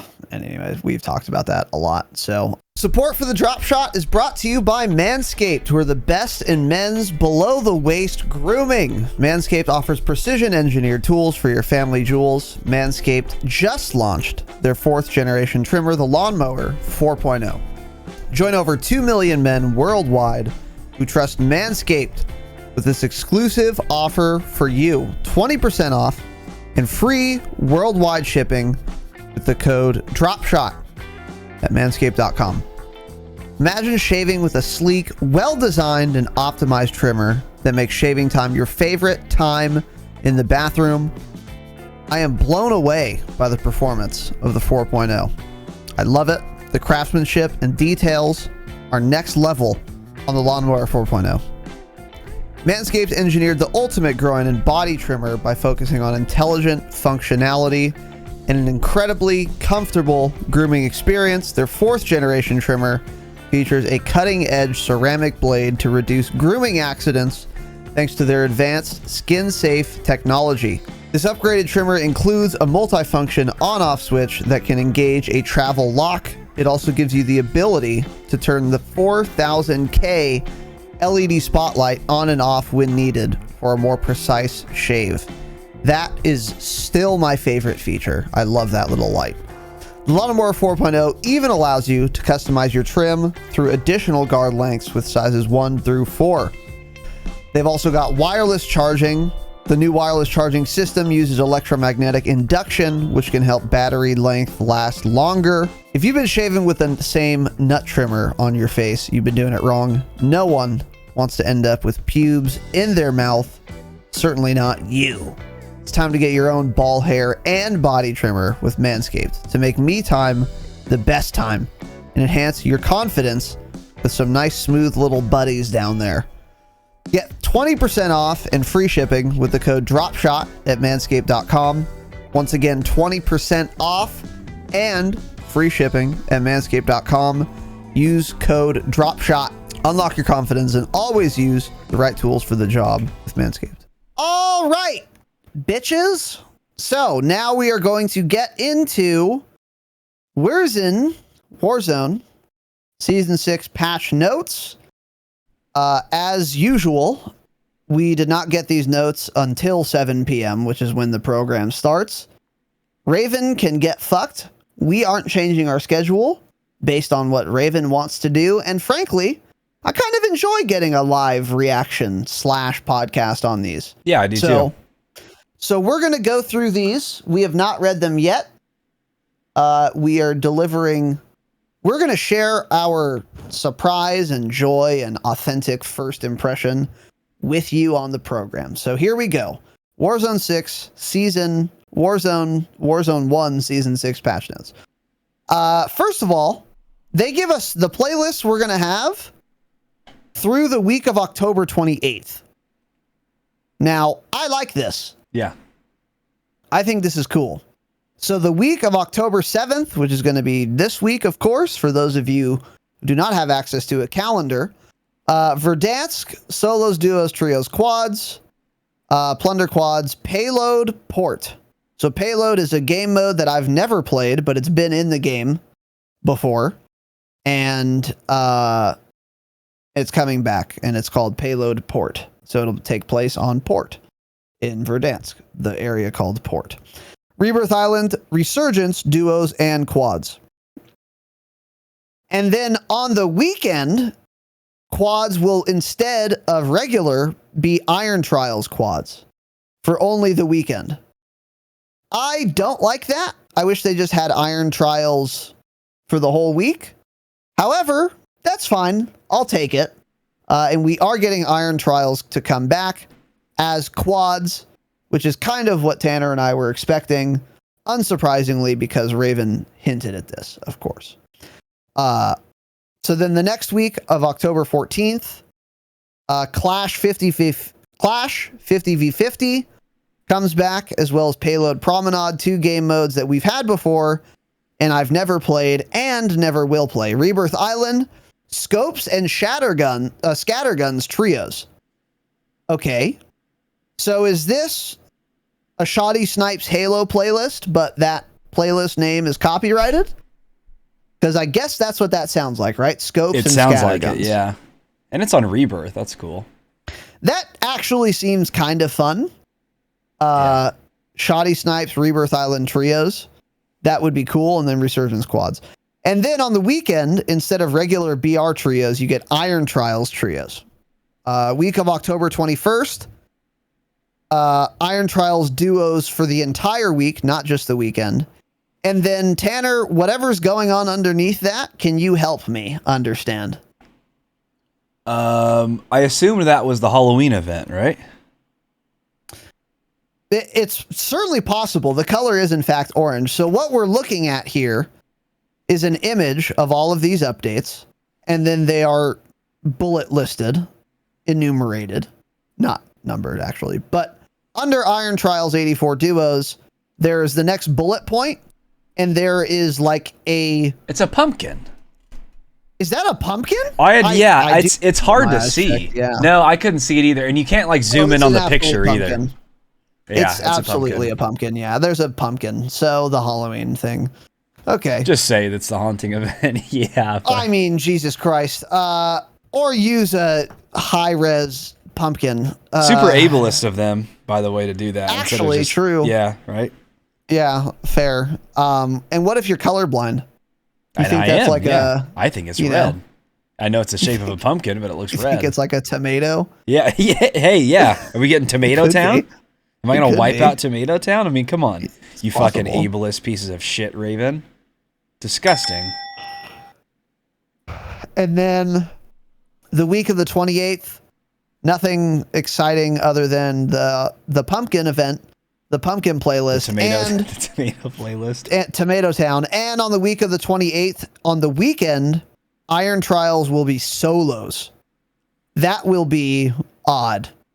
That will be unexperienced. It'll be awful, yeah. It'll be the fucking worst, yeah. So those are the playlist updates. Nothing crazy there other than Iron Trials and scopes and scatterguns. So that's fine, though. The Halloween event is the big deal there. So this weekend, though, we got Iron Trials quads. So that's probably starting. Will that start with this? No, weekend exclusive. So I guess that'll come out Friday the 8th. I don't know. Doesn't say the exact date. It just says weekend.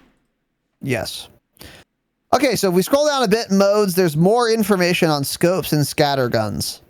Get up close and personal. Deal death from afar. Spend a lifetime reloading between bolts. The choice is yours. Okay, so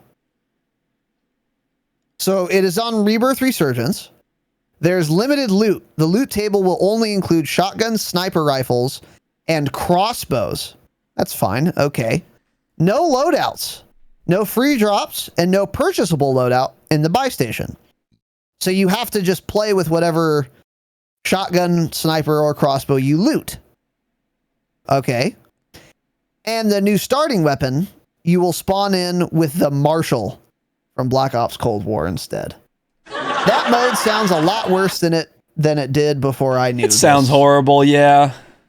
It would be cool to make a loadout with a shotgun or a sniper, but having to play with whatever absolute travesties they come up with, whatever abominable combination of attachments that they can put fucking on a fucking Origin. I don't want. So yeah. Okay. So, all right. So that mode's chalked. New POIs in Warzone. Fissures is a POI. Explosive charges. We've gone through this. And then bunkers and the gulag. Okay, we've been through all that. Oh, that new gulag actually looks clean. Look at that image.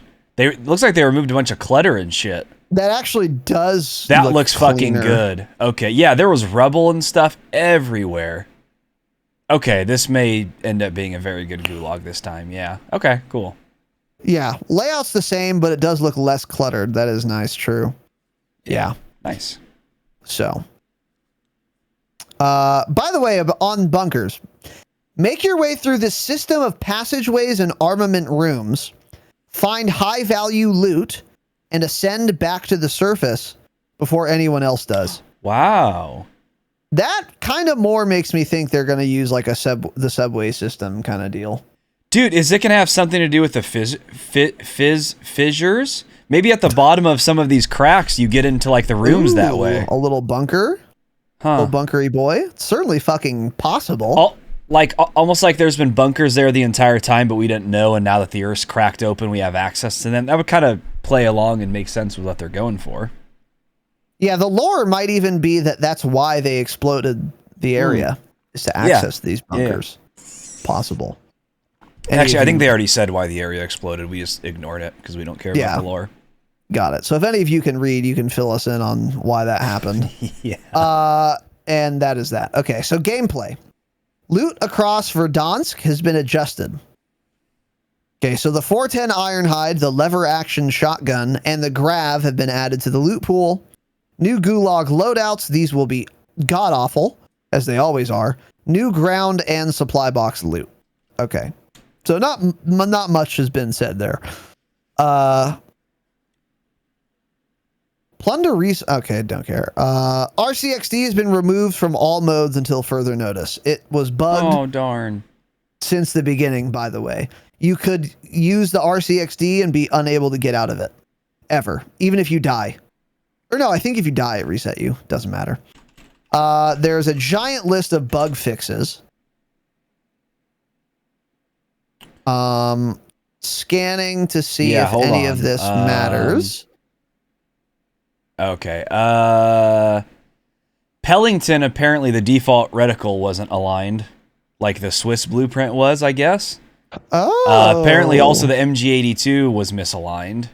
The Tech 9 before, it would like show you, like your ground loot one would show you that it's like semi-automatic, but it really be fully auto, or it would say it's fully auto and really it's semi. They fixed that.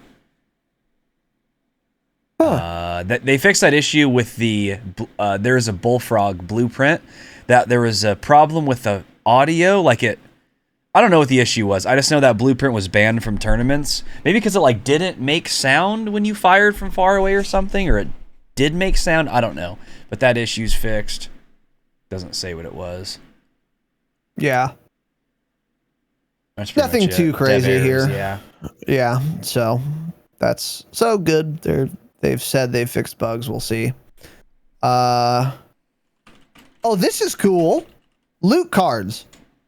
The visual style of all loot cards has been updated. In addition to this change, we've added information about the fire type of a weapon to each loot card. That is actually useful. I feel like most people won't really be looking for this, but they've attached an image to what they mean. And underneath, like, so there's the name MP5, the description, close range SMG. And then underneath that, there are 3 different symbols there could be. If there's 4 bullets in a straight line vertically, it's auto. If there's 1, it's semi. And if there's 3 that are diagonally going down, kind of. It's burst. Yeah. Yeah. That's cool. Because when I pick up any and all Tech 9s, I pull the trigger to see what is going to happen. So now I maybe won't have to do that if I can trust these loot cards. That's pretty cool, actually. And also, since there are 3,000 guns in this game, I might have forgotten what the AUG does. Is this full auto, semi-auto, or burst? I don't remember anymore because there's too many guns. And I've played this game for 2 years. So it'll be nice to get an indicator on the loot card. So that is actually pretty cool. Let's see. Accessibility, kill feed time on screen. Oh, that's cool. That's actually kind of cool. That's something I would actually like to leave that up. So you can now customize the amount of time that messages in the kill feed stay on screen. Very cool. And it has 5 options. Never show, updates for 10 seconds, or shows for 10 seconds, shows for 20, shows for 30, shows for 60. Wow. Cool. That's cool. They added an option for mono audio. You might as well use mono because there is no stereo audio in this game anyway, but don't use mono. So I don't know why they added this. The new guns are in. Yeah, it says all the same exact stuff Fine. it did before. And then the EM2 and the Tech 9, since they aren't in the battle pass anymore, you now have unlocked challenge missions to get them. Which is how they've done all of these DLC guns before. And then a couple of balance changes, but not many. I can already see these don't make sense. Okay. Well, Okay. the first two don't. Cool. Okay. So they say they're pleased with the level of weapon variety they're seeing across Verdansk. However, we still feel there are some persistent outliers. So C58, EM2, and the Stoner have been nerfed. And then the MG82 has been giga nerfed. Jock. And I support that, but No. we'll see what they've done. So, assault rifles. C58 and the EM2, they increased the recoil on them. That's all they said. Recoil increased. Okay. I don't like this at all. EM2 maybe. C58 definitely didn't need to be nerfed. They were already, they were pretty good ARs, but they were still harder to use than other guns because of the recoil alone, and now they just make it even worse. I don't know. These guns weren't. I mean, the EM2 is being used a lot in like tournaments and shit, but you actually didn't see it that much in regular lobbies, honestly. And the C58 you don't ever see anymore. I haven't seen that in These so don't, long. These don't really make sense to me at all because they were already, I kind of feel like, higher skill guns, and so they just made them worse. Just kind of lowers the skill gap, really. I'm not too mad about the EM2. Depends how much they increase the recoil. But, I mean, it was really popular. And at least this is going to be still have the same time to kill if you can hit all your shots. And it'll still be really good for that reason, but you'll have to actually be able to control it. Unlike, you know, Farah, Krieg, and like all the meta ARs we've seen for quite a while. I'm not too mad at that EM2 nerf. I think it's... I don't know if it needed to be nerfed at all, for one. But if it did, I think a slight increase to the recoil would be the way to do it. But who knows how much they increase the recoil. And I'm not convinced it needed to be nerfed either. It didn't seem that overpowered. C58, I mean, did not need a nerf at all. That seems crazy. Nuh-uh. Doesn't make I don't know why they did that. And then the Stoner, gun kick increased and recoil increased. I'm convinced gun kick means initial recoil, where it like kicks extra for the first 5 bullets and then it like stops moving that so much. Yeah. Cold War MP5 is the most obvious example of gun kick in this game. It has insane gun kick. If that's what gun kick means, they of course have never explained what they mean by that, but that's what I think it means. Yeah. Did the Stoner need to be nerfed? I don't know. I think really so. I was still think getting so. fucking beamed by the Stoner. Really? Yeah. I was getting Okay. beamed to the Stoner more than the MG82, really. The MG82 ground loot was really, really good. And players that were using the MG82 were like high skill players. Like average Timmies were not using that gun because it was already too hard to control for them. So again, I feel like with all of these, other than the Stoner, they made guns that were good, but pretty hard to use and made them worse when not a lot of people were running them anyways. Well, let's talk about the MG82 because I saved this. This was the Giga nerf, so we've saved this for last. Here's what they did. Gun kick increased. Recoil increased. Reload interrupt time increased. Okay. Raise interrupt time increased. So reload interrupt time... Not sure what that means. Raise interrupts time, I think means, let's say you're holding the gun, you put in a plate, and then you want to start shooting again. Pre-nerf, that took 200 milliseconds. Now it takes 300. That's what I think raise interrupt time means. Yeah. So, I don't know how you haven't been getting fucking destroyed by this gun, but it is insane. The ground loot one is, of course, really good. Ground loot But one. I've been killed. quite a few times by a loadout MG82, and it is absolutely fucking busted. You just need to needed kill people a nerf. before they kill you. That's your biggest issue, I think. That I would usually help, kill for people. sure. See, that's why I snipe. Yeah. No one gets within 100 meters of me. They're all just dead. So then I'm not That's dying. fair. I'm not dying to these guns because I don't get shot at by them because the person's already dead. They're Well- dead and they're queuing into a new lobby because I fucked them. That's awesome and good for you. But for the rest of us, this would need something needed to be done with this MG82. Holy shit, it's fucking. I don't know if you knew this, by the way, Tanner, but in all of the Pro Warzone tournaments lately, the MG82 is banned Yeah. Yeah. because it's fucking insane. Yeah. So this is good. Yeah, it's fine. Whatever. Kind of. However, I wonder how much this affects a mounted MG82. Because really good players using the MG82, a lot of my kill cams are they tack sprint and slide cancel up to a ledge, mount, and then fuck my ass. That's the So move, I don't know how much this is going to affect mounting with the gun, but still I'm glad it's been meddled with. So that's fine. So MG82 nerf I'm happy with. C58 was dumb. EM2, I guess. And Stoner, I guess, also. Overall, they didn't. It's only 4 guns they changed, which is not as very many. But yeah, I don't know. Mixed bag for me. And yeah, I don't know. I think we kind of talked about that. So attachments, Tiger Team Spotlight. This is for all guns. Okay, I'm nervous. No! Movement speed, god damn it. Multiplier, decrease from 3.2 to 3%. ADS move speed multiplier, 3.2 to 3%. Okay. I don't get this That's change. Not that big. It's hardly a change at all, but I just don't understand why this was necessary at all. It's not like what is being a little bit faster? What do you need to nerf that person for? You know? Right. Right. That is true, what L's saying. That actually kind of technically, I guess, slightly makes Modern Warfare SMGs closer to being in line in terms of, like, mobility, but it's not going to have much of an effect at all. True. That's true. Yeah. But it's, like, ever so slightly, yeah. Yeah. Unnecessary. Yeah, just weird. I don't know. Yeah, if you want to get guns in line with MW guns, then this would be a way to do it. But yeah, so okay, Tiger Team Spotlight's still worth using though. So that's good because having good movement is something that is good for the game. And then on the OTS, the Spetsnaz regular 40 round, ADS speed multiplier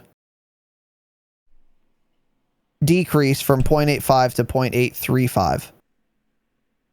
So you ADS slower with it. Reload time 2.6 to 2.7 seconds. And then dry mag reload time 3 to 3.1 seconds. Okay, so they nerfed the reload speed and ADS time of the regular magazine. And they did the exact same for the fast mag. 0.8 to 0.78 ADS. Reload time 1.93 to 2.11. And empty 2.23 to 2.32. Not very big changes there. That's really not big at all. Good. Yeah, not big, but the OTS did need that. That's one of the strongest things about the OTS is it's really good up close. It's fast. Has really good mobility. It reloads instantly, it feels like. So yeah, this is good. They made it just a little bit slower, nothing crazy, but it'll make the gun a little bit worse for sure. Yeah, the fast mag on that thing really did reload just so insanely fast, and it still does. Yeah. I mean, so yeah. New operators, I'm not reading. Prestige, not reading. The store, certainly not reading. Download really sizes. Yeah. Yeah, for those of you who are live. PlayStation 5 and 4, 30 gigs. Xbox, 30 gigs. PC, 39.3 for Warzone only, and 40.5 for Warzone and Modern Warfare. So, and yeah, that's it. Actually, not that much here. I'm actually kind of shocked at how little there is here. I believe we have other weapon balancing coming later in the season. I think they said that in that other article we were looking at. We kind of just skimmed over it, like assuming they meant with this update, but I think there's going to be more balancing, which wouldn't be shocking because they've been doing that pretty much every season now for a while as weapon changes about halfway through.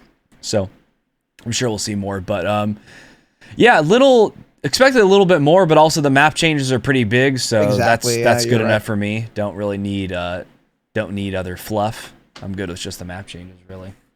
Fair.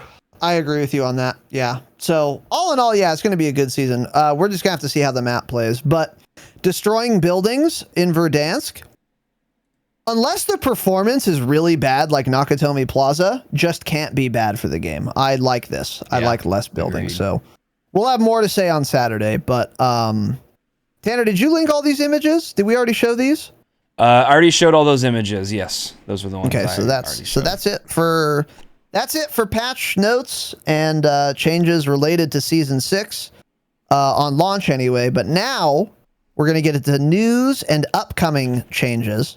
So once again, the Halloween event, The Haunting, begins on October 19th through September 2nd.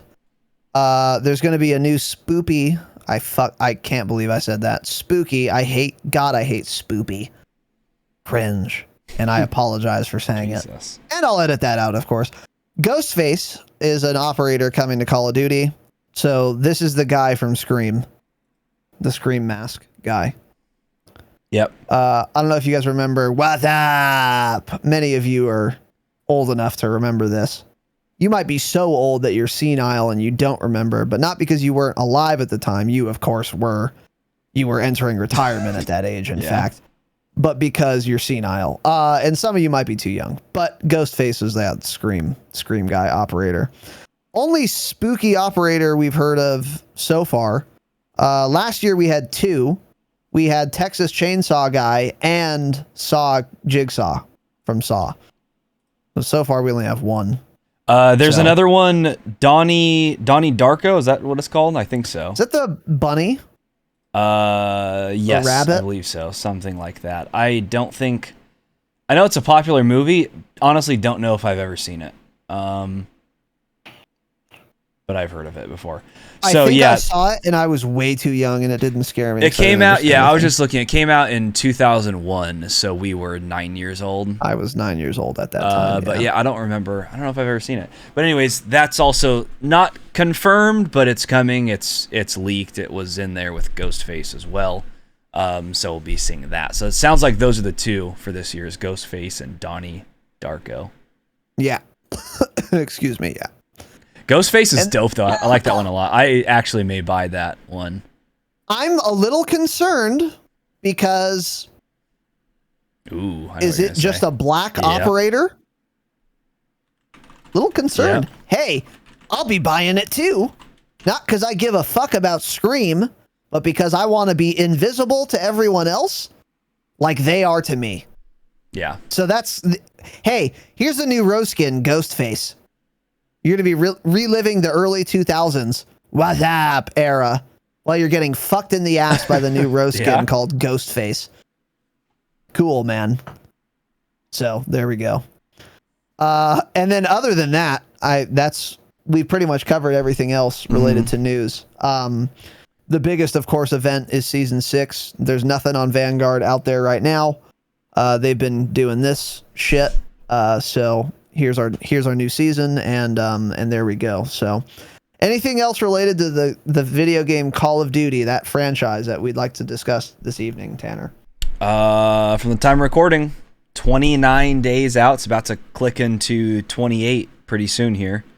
So yeah, Warzone for this next month. I'm very, very glad this season looks good because now I have something to do for the next month. Had something else kind of planned as a backup plan. We'll talk about that in a second here, what's going on with that, but that's not happening this month anymore.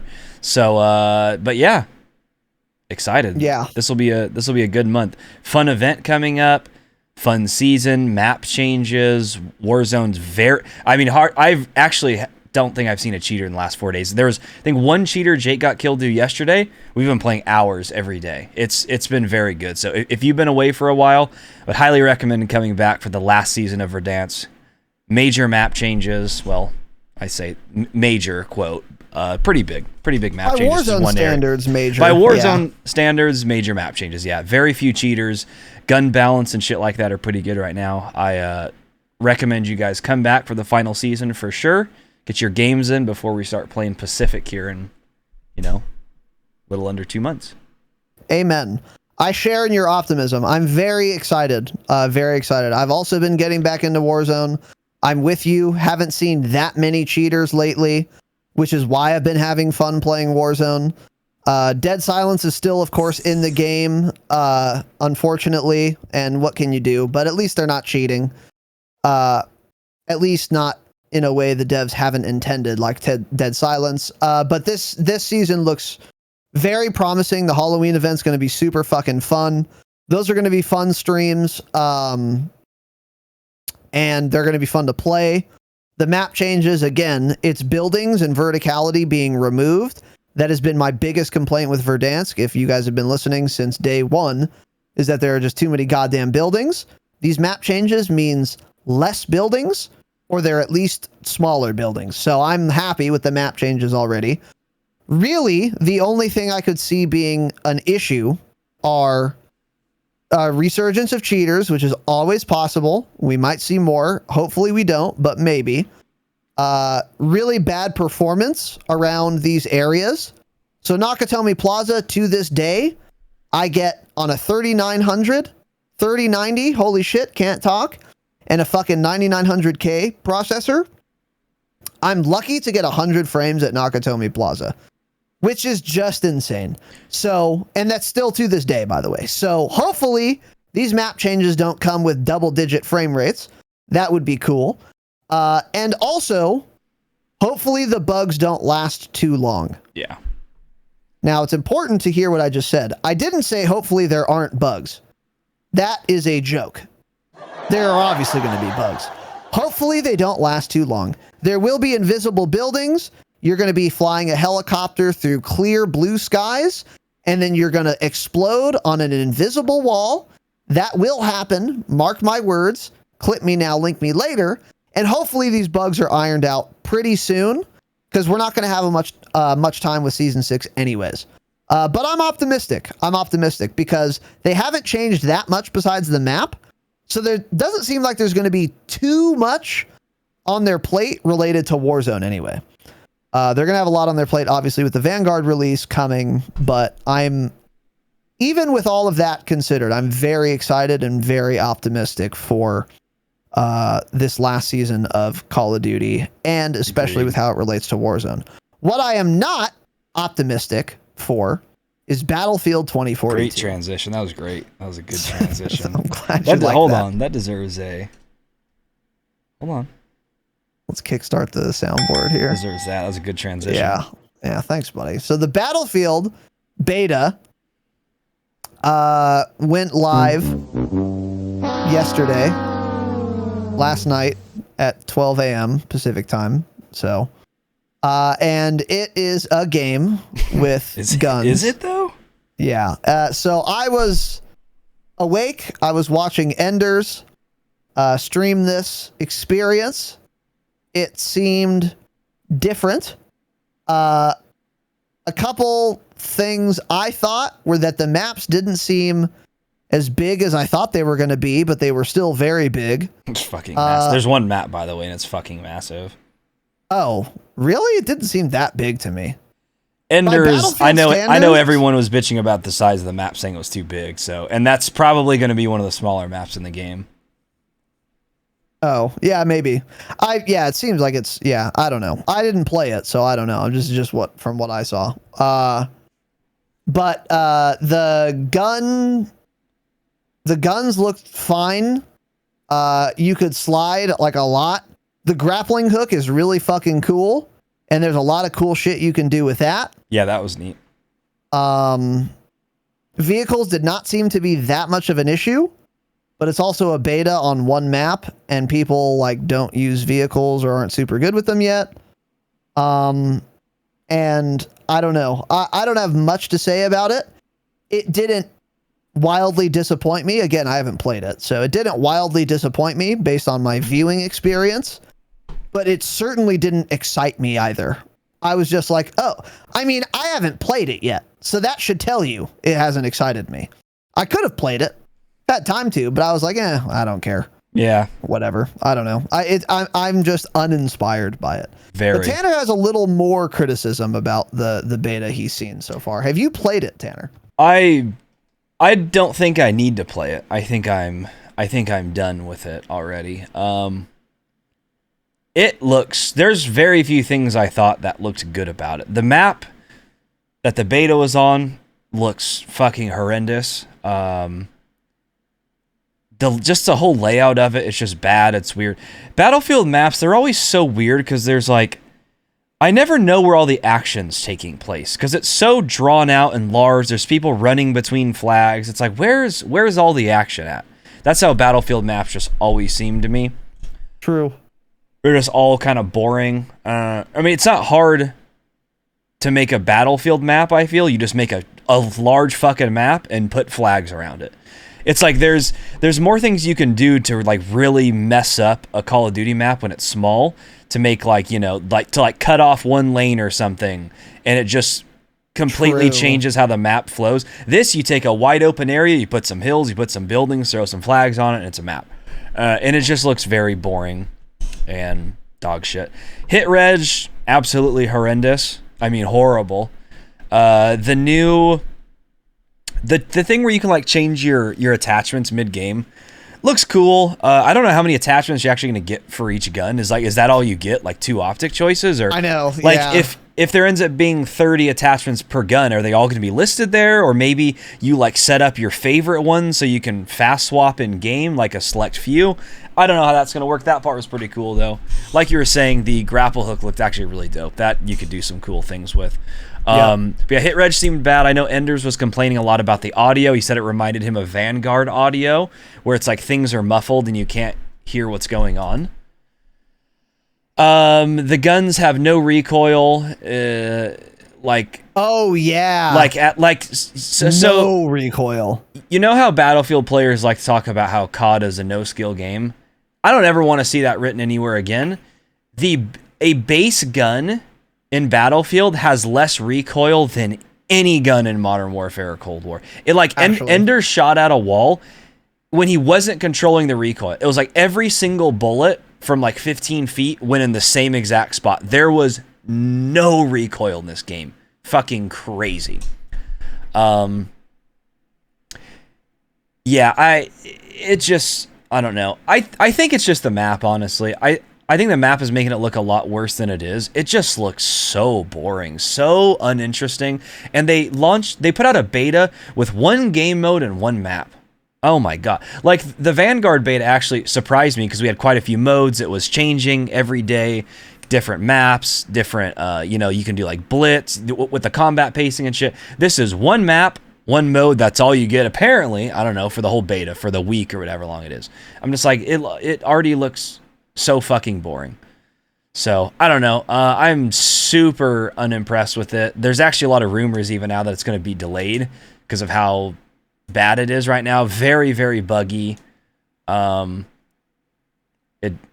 It doesn't look good at all. I'm seriously actually just thinking about refunding it. The main reason I was going to buy Battlefield is to play before Vanguard. Since it's coming out after Vanguard now, I really don't see myself playing it that often. Like this latest Battlefield that you and I bought, that's been out for 3 years before I just bought it for $7 or something. Yeah. Mm-hmm. If Call of Duty is good this year, and it seems like Vanguard's going to be good, and major changes with Warzone with the new Pacific map and everything, I don't think I'm going to be interested in Battlefield. May not even play it. I may just refund it. I don't know. I haven't decided. Yeah. I was hoping to see another map or something first, but it just looks so boring. I don't know.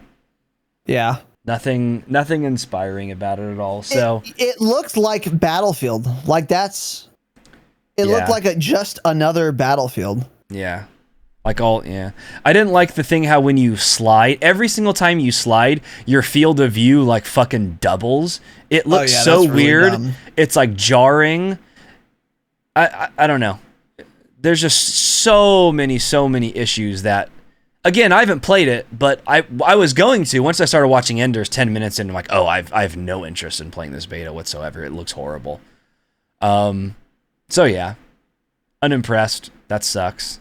Fuck you, Battlefield. I guess I don't know. So for those of you that were worried that we were going to change into a Battlefield podcast, don't worry, we won't be playing it.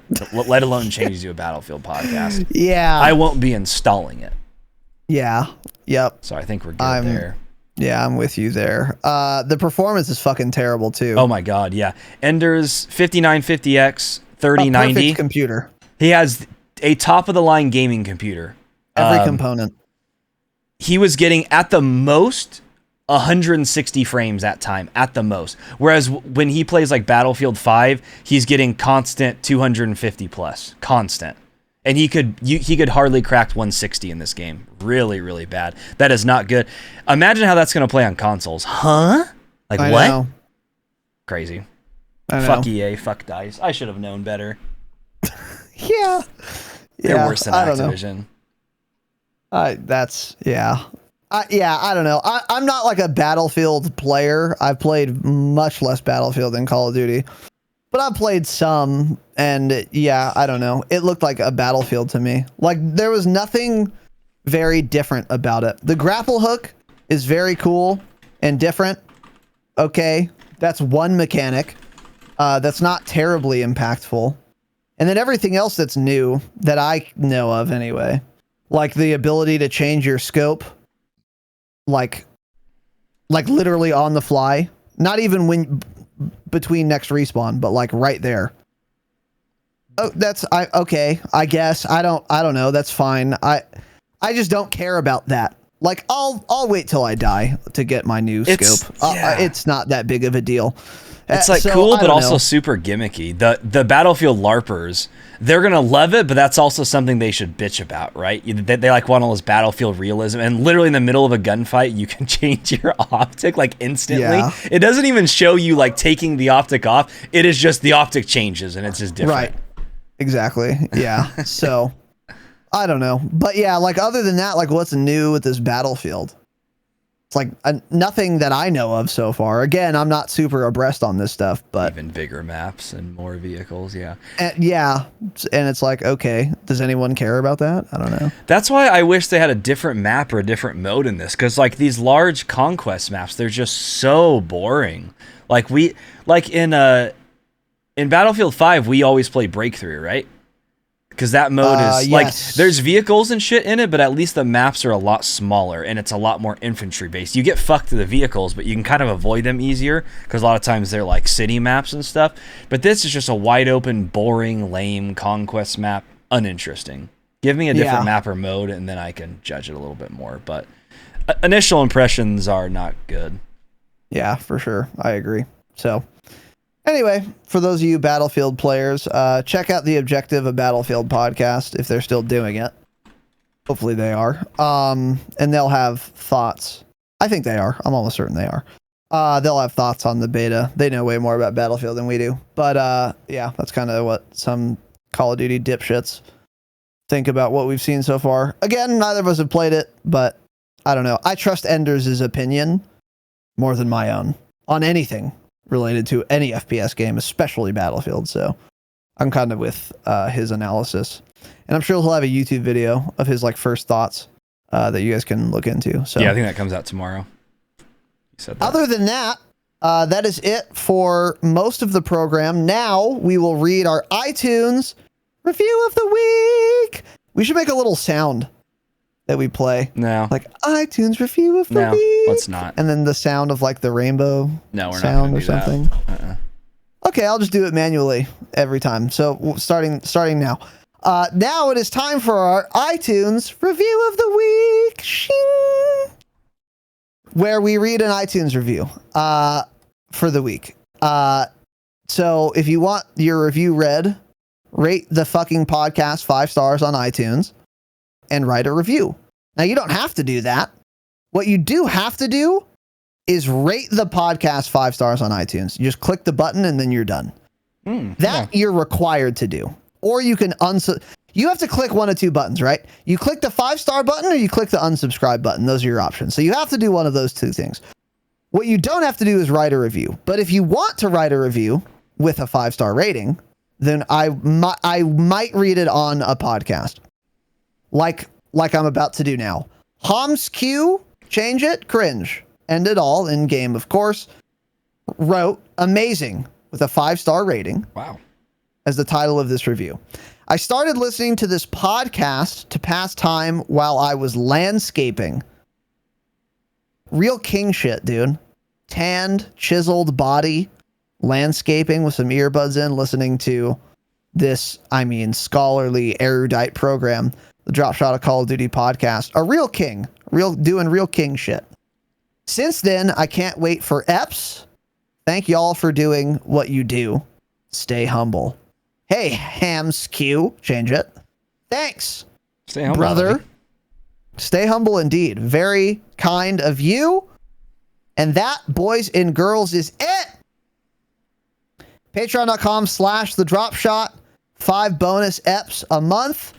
Weekly hangouts and more. Patreon is the best way to support the program. We love and appreciate each and every one of our patrons who allow us to do this. It's the best for you. That's where we offer all of our bonus content. And it's the best for us in terms of how much of your dollar that goes into our dumb pockets. Because Twitch is the worst. We'll take it. Don't get me wrong. But Patreon should be the first place if you wanted to waste your money on this dog shit podcast. So once again, patreon.com/thedropshot. Boys and girls, we will be talking more about season 6 on Saturday. First impressions related to Warzone. And that's going to be a very, very good episode. Regardless of our experience, we're going to have a lot to say on Saturday. So tune in at that time at thedropshot.com/live. You can find all of our links at thedropshot.com, including, once again, to that Patreon. Boys and girls, thank you all for watching. Thank you for listening. Have an exceptional evening, of course. And as always, remember, stay humble. Stay humble.